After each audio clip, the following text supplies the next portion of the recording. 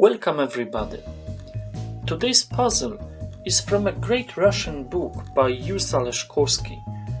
The book is titled Kangaroo, in English Kangaroo.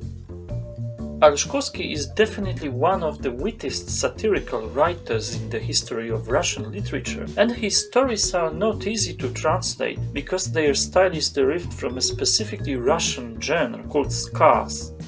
Skaz has been a first-person oral narrative, and it resembles a monologue in which the narrator often uses dialect, slang, and linguistic twists to reflect his or her social background and attitude towards the reality. This attitude is sometimes very ironic, and this is exactly the case here. Aleshkovsky's Kangaroo is a grotesque tale about Joseph Stalin's era in Soviet Russia. It is told by an old thief who is forced by the NKVD officer Kidola to create a plausible story. The story should explain how the oldest kangaroo in the Moscow Zoo was bestially raped and murdered on the night of 14th July 1789 to 5th January 1905.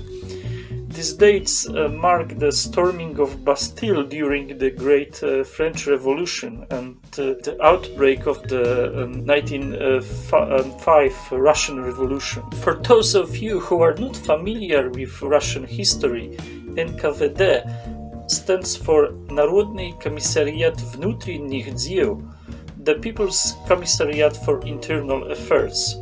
It is the name of the Soviet secret service used in the 1930s.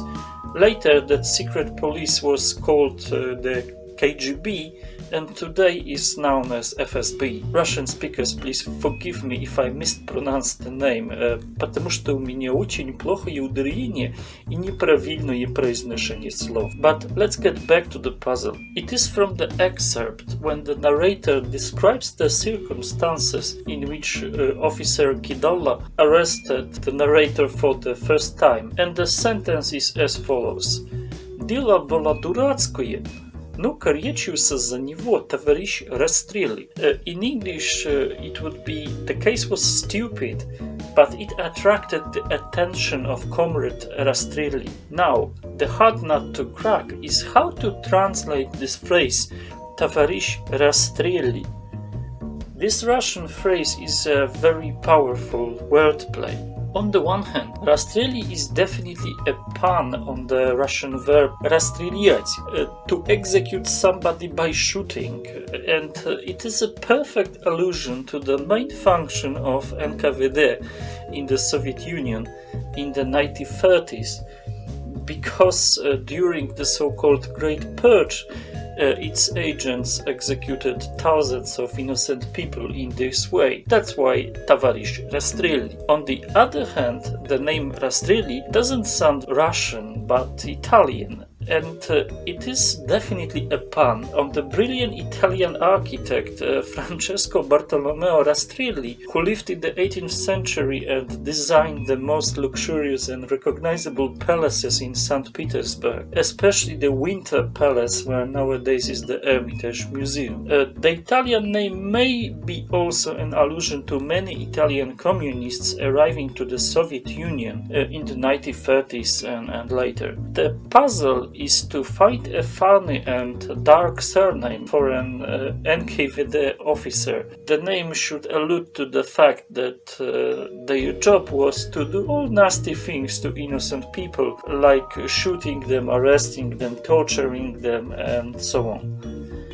A bonus would be to allude to the name of some foreign artist or other well-known person, and the best option would be to find an Italian one. Pause the video and solve this dark puzzle on your own.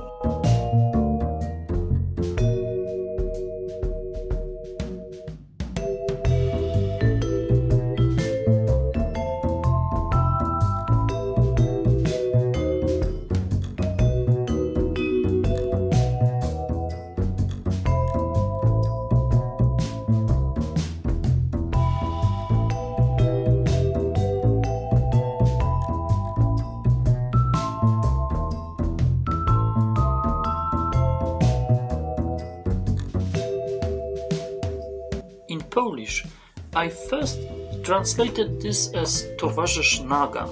Nagan is a colloquial name for Nagant M1895 revolver, taken from its popular Russian pronunciation, lacking the final T. That revolver was very popular among the functionaries of NKVD in the 1930s and 1940s.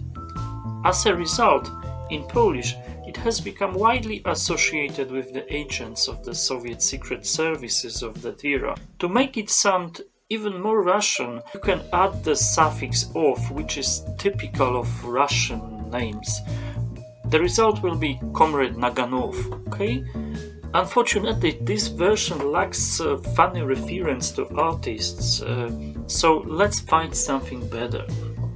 Now, in English, but also in Polish, it is very easy to create pseudo-Italian names referring to unpleasant NKVD duties. You just put one of the suffixes typical of Italian surnames, such as Elli, Esco or Ante, to the non-Italian roots with suitable meaning. For instance, Comrade Torturelli, Torturante or Torturesco, from torturing people, would be very nice. In Polish, I was able to produce such a funny name as Comrade Zamordelli or Comrade Zamordesko.